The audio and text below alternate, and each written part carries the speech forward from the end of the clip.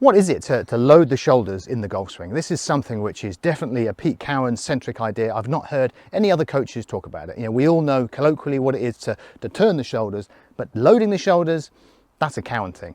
I've seen lots of people explain it on YouTube and they all kind of do this sort of thing.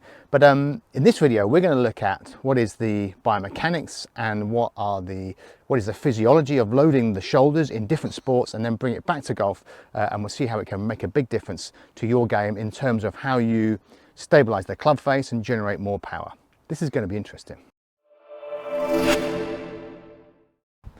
So what on earth does Pete Cowen mean by loading the shoulders? For me, I mean, I'm confused. So whenever I need help, I reach out to our extended Golf Coach Access team, and that's what we're going to do today. We're going to speak to James Griffiths, who's a personal trainer that works with Olympic strongmen, MMA fighters, CrossFit athletes, gymnasts, you know, people who really need to know how to best move force and power through their body. And I know James has a lot to say about how you load the shoulders and in which direction, depending on the game that you're playing. So we should start by saying that whenever Pete Cowen talks about loading the shoulders, he uses a metaphor of the car and talks about the shoulders being the transmission, getting the energy from the engine out into the drivetrain and the tires and the road. So in the golf context, it's getting that energy from everything we do with our legs and the body out into the arms and the club, and ultimately into club head speed. But whenever we hear people talking about that Cowen concept of loading the shoulders, there's lots of kind of lifting the arms up. There's even talk of loading the shoulders for a fade, loading the shoulders for a draw. But isn't that just lifting your arms up? And the whole kind of concept of fade and draw, again, is that not just where your arms are in space? What is the physiology between, and what is the clear distinction between lifting your arms in the air and actually loading the joint and loading the muscles around it correctly? So is that presumably is what Cowen means when he is loading the shoulders in the backswing, is that sense of getting under the bar and pushing upwards, as in that shoulder press there, as opposed to, that right shoulder coming out and away from us, the arm being pulled back or upwards would definitely not load us in the same kind of way. So hence we see him often doing this sort of exercise here with the arms pushing upwards in that manner to then drop down in front of him. That is a big Cowen thing, isn't it? The shoulders, arms go up, arms pull down, but with a sense of getting that connection in the shoulders to the rib cage.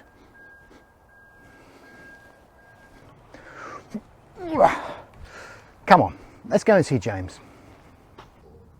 Shoulder loading is something that anybody in any kind of sport is going to have to be aware of to get the most transfer efficiency out of their body. So if I'm pushing forward, my shoulders should be pushed forward. So that is my collarbone and my shoulder blade are being pressed and held in that forward position by a lot of the muscles around my shoulders and my chest.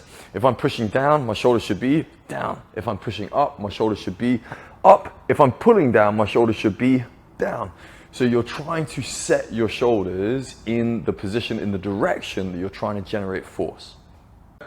So if I'm on the parallel, so I'm going to do a handstand, I've got to make sure I'm pushing up through my shoulders to set that position, and then I can be nice and stable. Then if I transfer into a press, I need to be pushing my shoulders down to make sure I've got that stability. And then if I'm pushing down, I then need to set the shoulders down. So the active shoulder position, the loading is going to change based on where I'm trying to generate force. So on the Olympic rings, if I was going to go through something that looked like a pull-up, what we often see, especially on the lowering phase of a pull-up, is people let their shoulders travel up towards their ears. And this is going to be a problem to create any real power. So if I set my shoulders down by pulling down from my ribs, I'm then able to create a lot more efficient kind of pulling power. So this is this idea that even though my hands are above me, because I'm pulling down, I need to set my shoulders down to generate force efficiently. So shoulder loading in the context of golf, as we take the club up in our backswing, it's going to be so tempting for you to shrug your shoulders. You're going to start to drive all this power down. But if I'm driving my power down, I need my shoulders down. So the way to cue that is if you feel for this muscle, this lat muscle under your armpit, it kind of feels like a wing, and then you push your palm down to the floor, you'll feel it tense up. That tension is what you'd want in the downward part of your golf swing. So as I take my arms up, I'm now going to start to drive all this power through my shoulders. So I've got to set my shoulders down. So as I drive the club down through that part of the swing, I'm efficiently transferring the power from my hips, my waist, into my shoulders, and then the club.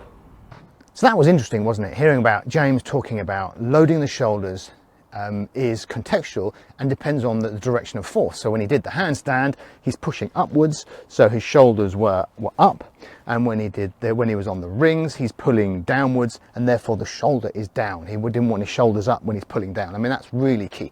And his key point there was for golf in the downswing, when you're really applying force, the shoulders need to be down because you're pulling down, and slightly protracted, so it's kind of down and this way. And you know, and for us, what's the importance there? I think we can get lost in golf by, I think probably one of the most dangerous things that we can kind of get fused to is the idea of hitting the ball from the inside. You know, and we have this amazing coordination system that will find a way to do that, but not always in an optimal manner. So what it isn't is leaving the arms up in the air and rotating and trusting that the arms will be dragged down. That is clearly not a transfer of force through that shoulder coming back down and, you know, and onto our rib cage. And that takes out a lot of coaching theory which would promote that. And it's also not trying to stay inside by adding a body tilt, or trying to shallow the club by kind of shallowing it with the shoulders.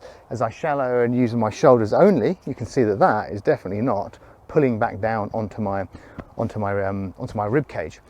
And yeah, and one of the key features of the shoulder loading motion is that you're then able to get that left arm down kind of underneath the shoulder, you know, prior to impact, as opposed to any other kind of tilts and bends that don't prioritize the arms dropping and the shoulders, you know, being connected to the rib cage at the same time. Thank you for watching. I hope you found that interesting. Our next video is going to be using these kind of devices to be able to create those key connections in the backswing, so your backswing is tighter, more efficient, and more predictable.